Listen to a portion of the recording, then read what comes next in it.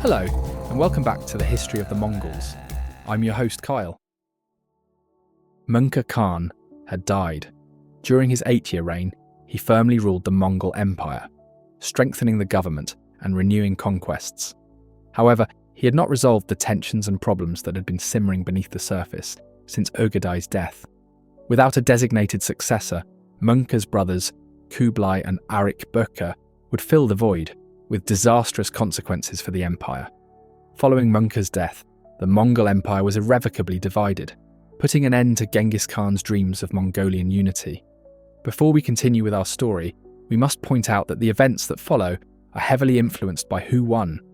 Literally, history is being written by the victors in order to justify their victory. Based on recent scholarship and recognition of these biases, we will attempt to provide a slight reinterpretation of the events, though the outcome remains unchanged. Mongke died in August 1259 while on a campaign in China against the Song dynasty in Sichuan. His plan to overwhelm the Song came to a halt, bogged down in sieges and mud, before his death forced his army to retreat. Perhaps the only safeguard left in place in the event of his death was his youngest brother, Ariq Boke, who was left as regent in Karakorum, the imperial capital, while Mongke marched on China. Mongke may have designed this as a reaction to the regencies following the deaths of Chagatai and Guyuk, in order to keep the empire running smoothly in his absence. Rather than repeat Torogeni and Oghul Kaimash's chaotic periods of control, Mongke may have wanted Ariq to step in and guide the empire to an organised quriltais, rather than relying on deceitful mothers to do it themselves. Ariq was thus elevated to the global stage. So who was Ariq Boke? He was the youngest son of Tolui and Soraktani Beki, born in the early 1220s, and was in his early 40s when Mongke died. Unlike his older brother Kublai, Ariq had no interest in Chinese culture, despite being given Confucian advisors. Instead, he is generally portrayed as a staunch supporter of Mongolian culture, taking pride in his status as a nomad uncontaminated by the sedentary world. Boke, the second part of his name, is an epithet that means bull, strong, unbreakable wrestler. It appears that he was a man of considerable physical prowess, possibly a star in the popular Mongol pastime of wrestling. He appears to have had an affinity for Christianity. During his visit to Mongke's court in 1254, the Franciscan friar, William of Rubruck, interacted with Ariq and noted that he listened to Christian oratory several times, made the sign of the cross, and stated that he knew the Messiah was God. Rubruck remarked on Mongke's refusal to convert to Christianity or Islam, as well as his personal failures to convert anyone, so there's no reason to believe he lied about Ariq's interest in the religion. Ariq's mother, Sorhaktani, and at least one of his sons, Minglik Temür, practiced Christianity. His chief wife was an Oirat princess, Elchikmish, who was described as very tall and a granddaughter of Genghis Khan through his daughter Chechiagan. She was also Ariq's cousin. They did not have children, but Ariq is said to have loved her very much. Asutai, one of Mongke's sons who accompanied him on the campaign into China, returned his father's body to Mongolia in the autumn of 1259. Ariq Boke immediately assumed his regency duties. Messages were sent throughout the empire, informing princes and notables of the great Khan's death. Kublai, Mongke's brother closest in age, and also campaigning in China, learnt of his death in September. Hulegu, their third brother, learnt about it in the spring of 1260. Representatives of the family were summoned to Mongolia so that Ariq could arrange a quriltais and determine who would succeed Mongke. However, trouble arrived from an unexpected source. Kublai, their brother, who had frequently clashed with Mongke, refused to return to Karakorum. Kublai had repeatedly caused problems for both the Khan and his top officials during Mongke's reign. After returning from the Dali campaign in 1254, Kublai began administering a large portion of northern China. There he demonstrated what some modern authors interpret as an inclination towards independence, or at the very least pretensions to greater autonomy. The first sign came when Kublai clashed with the head of the Secretariat for China, Mahmud Yalavach, a longtime central government servant. Yalavach was reappointed to the position in 1251 and was nominally in charge of tax assessment and collection, but his efforts were thwarted by Kublai and his Chinese advisors, who desired a more Confucian, and local method of taxation and governance. Yalovach was never on good terms with the Chinese and made many enemies within Kublai's faction. Yalovach was removed from his post in 1254 and died shortly after, though the exact details are murky. So ended the long career of a man who had previously served as Genghis Khan's envoy to the Khwarezm Shah. Without Yalovach's interference, Kublai could increase his local influence and position. Most visible was the construction of a city in 1256 in what is now Inner Mongolia, on the outskirts of the steppe and North China. Kaiping, built in Chinese style, resembled a capital city and was a rival to Karakorum. The following year, some of Mongke's ministers under Alandar conducted an investigation into Kublai's administration, uncovering numerous infractions. Kublai's authority was curtailed, his tax collection powers were revoked, and some of his men were executed. However, there were additional concerns, most notably Kublai's fondness for Chinese culture. Kublai's administration appeared a little too Chinese for Mongke's taste, as he staffed it with Buddhists and Confucians. After all, the Mongol Empire had to be ruled by Mongols, and giving the Chinese more power would be unacceptable. Kublai remained in Mongke's bad graces until 1258, when Mongke required him for the upcoming campaign against the Song dynasty. Kublai led one of the main armies through central China to Ochu, modern Wuhan, where he learnt of Mongke's death in September 1259. Ariq Boke's officials were there to persuade Kublai to move north for the quriltais, but Kublai rejected them. While Kublai's official excuse was that he couldn't leave without completing his task, modern authors frequently offer an alternative explanation. That is, Kublai saw this as his opportunity to ascend to the throne, but he needed to bolster his military credentials with victories, which he had yet to earn during that campaign. Ariq Boke, to our knowledge, had not led any armies, so this may be one area where Kublai could outperform his brother in the eyes of the Mongol aristocracy. Remember how Ariq's nickname emphasized his strength and wrestling ability. In comparison, Kublai suffered from gout and may have been overweight.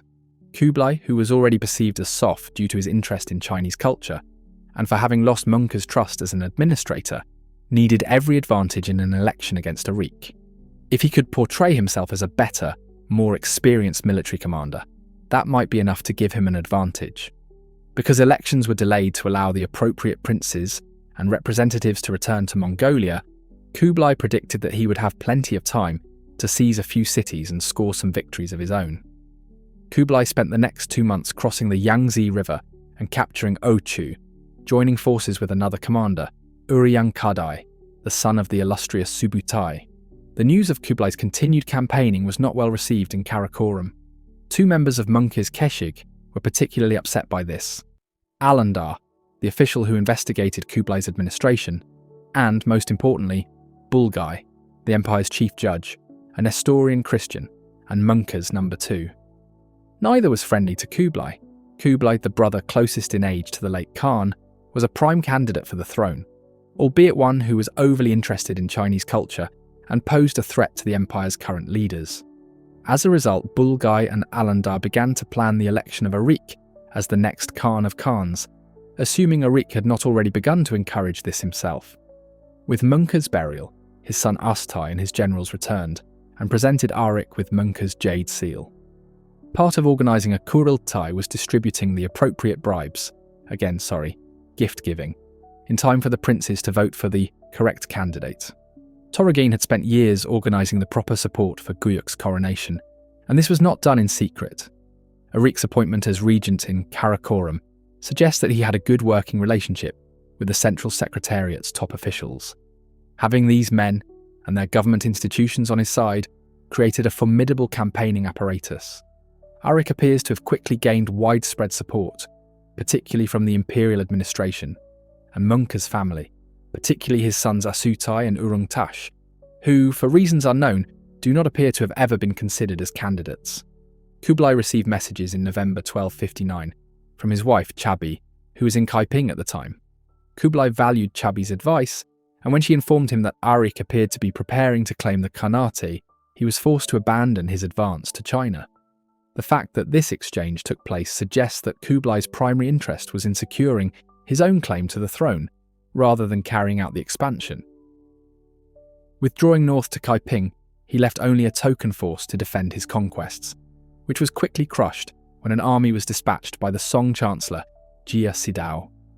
Sidao portrayed it as a great victory, using it to cement his new position at the head of the Song court. Kublai could only send envoys seeking a diplomatic settlement, who were imprisoned by the Chancellor, bringing Kublai's quest for military glory to a halt disappointing end just in time for the election. Kublai returned to Kaiping in Inner Mongolia in the early days of 1260, where he saw Ariq's election support grow steadily. Kublai may have felt he had missed out on the opportunity to win an election during Ariq's term because he was forced to abandon his military conquests in the south, and thus did not establish a reputation as a great conqueror.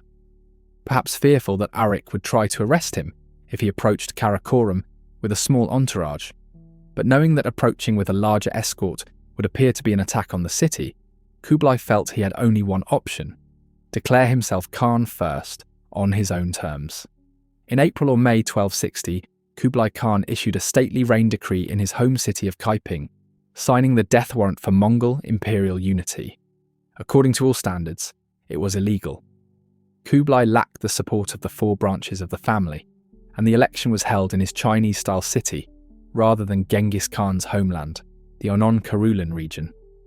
Kublai Khan had recently usurped the throne. He had one small feather in his cap. Kublai could boast that he had already been recognized by a foreign power. Kublai met Wang Chon, the travelling crown prince of Korea, as he moved north. After being sent as a royal hostage to Mongke's court, his timing was poor. While on the road, both Mongke and Wang Chon's father, King Kojong, passed away. According to Korean sources, after learning of Mongke's death, Wang Chon rushed to recognize Kublai as the rightful Khan, just like any loyal subject.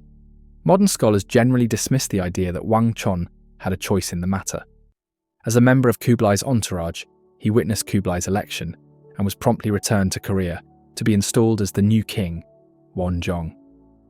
A powerful opening move, it marked the start of a decades-long close relationship between Kublai, Wonjong, and their descendants. Following his election, Kublai sent official messages to the Song and issued official proclamations stating that his goals were to feed the hungry and reduce taxes and burdens on the people. Within days of becoming Great Khan, Kublai adopted a Chinese-era name.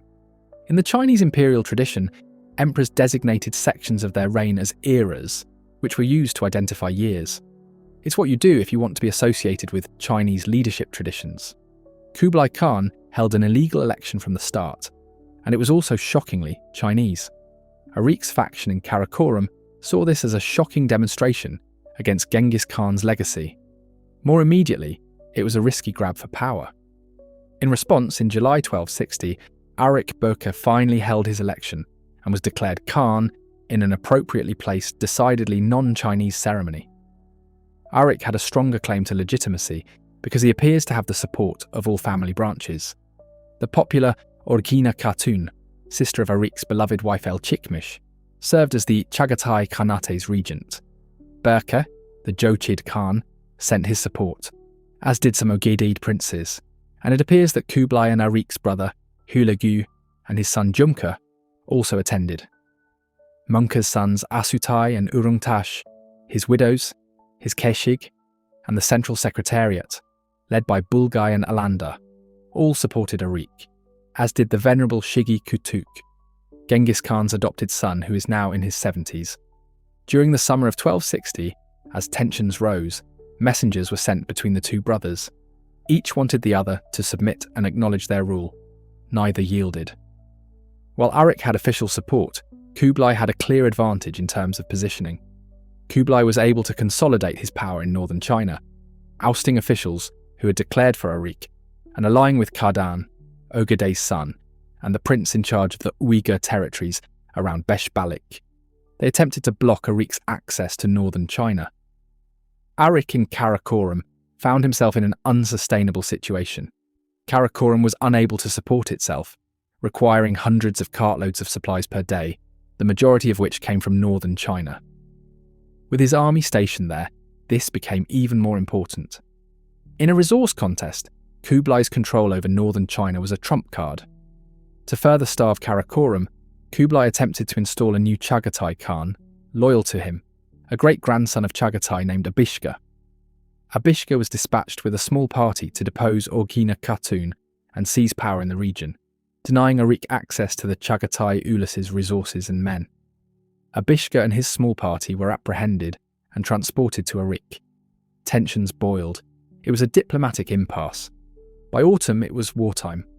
Kublai began to occupy Mongolia, while Ariq dispatched an army under Alandar to seize the former Tangut territory, the Gansu corridor, which connects northern China to Central Asia. Alandar was killed in October, and Khadan and Kublai's loyalists defeated his army.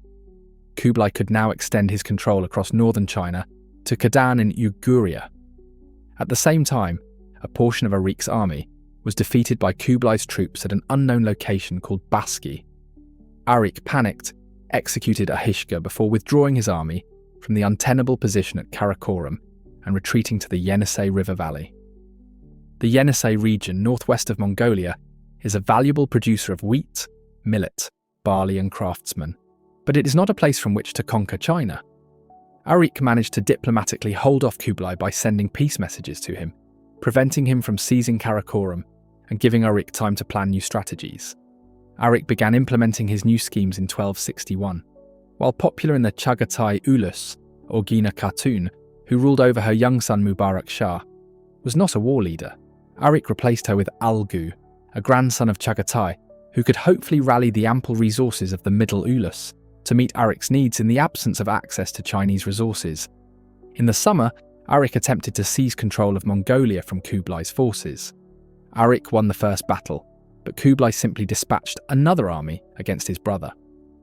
Ariq Mongke Khan's army was defeated and forced to retreat on Shimuultu Lake in southeastern Mongolia in November 1261. Ariq had to abandon Mongolia for good, retreating to the Yenisei River.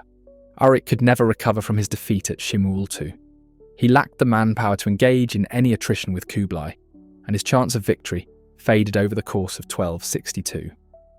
That year, Kublai's forces entered Karakorum, but his direct actions against Ariq were limited due to an uprising on his Chinese territory. In the west, Ariq's ally Berke was unable to provide assistance with the outbreak of war between him and Hulagu over the Caucasus. Ariq's Chagatai appointee, Alghu, began attacking Jochid possessions in Khwarezm and Transoxiana, driving out Berke's representatives. By the end of the year, Alghu had killed Ariq's envoys and declared his support for Kublai. Ariq's only chance of securing anything rested on the Chagatai's resources, and in 1263 he attacked Alghu from his Yenisei base. Alghu won the first two engagements, but Ariq dominated the third, forcing Alghu to flee to Kashgar. Ariq captured Al-Malik, the Chagatai capital in modern Xinjiang, near the Kazakhstan border. Ariq spent the last few days of his reign here. In 1263, an extremely harsh winter caused famine on the steppe for both men and horses. Ariq Boke, frustrated, vented his rage on the captured Chagatai prisoners. The harsh treatment of fellow Mongols alienated Ariq's supporters, which, combined with the conditions, resulted in desertion. Hulagu's son Jumga fled, as did Mongke's son Rungtash, who brought his father's seal to Kublai. The omens were bad. Strong winds tore Ariq's tent away from its pegs, causing it to crash and injure many people. Ariq knew the gig was over when it came to an end, and his circle of supporters shrank. In August 1264, he appeared in person before Kublai in Kaiping, which was later renamed Shangdu. According to Rashid al-Din, an Ilkhanate historian and vizier, Ariq waited in front of Kublai's gyre for permission to enter before crying when he saw his brother. An emotional Kublai inquired, "My dear brother, during this strife and contention, were we correct or were you?" As written by Rashid al-Din, Ariq Boke responds, "We were then. But you are today." Ariq's generals were blamed for inciting Ariq's revolt. 10 people, including Bulgai, were executed. Ariq was supposed to be tried in front of the other family heads, but they all refused to appear: Berke, Hulagu, and Alghu. But Kublai's generals demanded punishment. The issue was resolved when illness struck down the previously healthy Ariq Boke. The timing was certainly advantageous, and Kublai is now facing accusations. However, it's possible that a depressed Ariq, weakened by a difficult and fruitless civil war, drank himself to death. So Kublai was the sole claimant to the title of Khan of Khans. Despite winning the war, Kublai lost the empire. Only Hulagu provided nominal support, but neither he, Berke or Alghu attempted to submit in person. The three of them passed away between 1265 and 1266. Hulagu's successor, his son Abaka, received an official investiture from Kublai, but Kublai lacked the authority to depose or appoint him or his successors. Kublai sent another Chagatai descendant, Barak, to replace Alghu, but Barak soon became independent of the Great Khan and fought alongside the rising Ogedade prince, Kaidu. By 1269, a brief truce had been established between Barak, Kaidu, and the new Jochid Khan, Mongke Temur. The Peace of Katwan, as it is known, saw territorial distribution and allotment completely without Kublai's consideration, effectively circumventing the Great Khan's authority. Kublai's reign as Great Khan was nominal in the western half of Mongol territory, with the spectre of illegitimacy looming over him. By 1271, we can speak seriously about the empire's divisions as independent entities: Khanates, the Golden Horde, the Chagatai Khanate, the Ilkhanate, and the Yuan dynasty, the latter being the Chinese dynastic name Kublai gave to his reduced empire. There is also the Ogedade Khanate under Kaidu, the Neguderis, and the Blue and White Horde, which we will discuss in future episodes. The majority of our sources from the Mongol Empire come from areas ruled by the descendants of Kublai and Hulagu, the Yuan dynasty, and the Ilkhanate. It is clear that the Yuan dynasty needed to justify Kublai's election as legitimate. The Vizier Rashid al-Din was the most influential of the Ilkhanid authors, and his compendium of chronicles is one of the most valuable medieval sources on the Mongols. Rashid, writing around 1300, was personally informed of the events of the 1260s by Bolad Chingsang, one of Kublai's judges who participated in the trials against Ariq and his generals.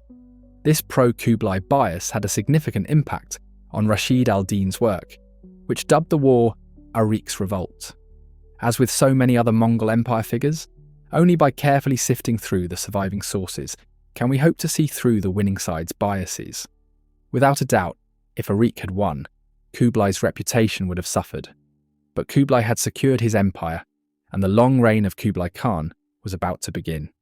The Mongol Empire, as a whole, ceased to exist with Kublai Khan's victory in 1264, but its history does not end there. Subscribe to our podcast for future episodes on the Empire's other great breakup, the Berke-Hulagu War, and the ongoing histories of the successor Khanates.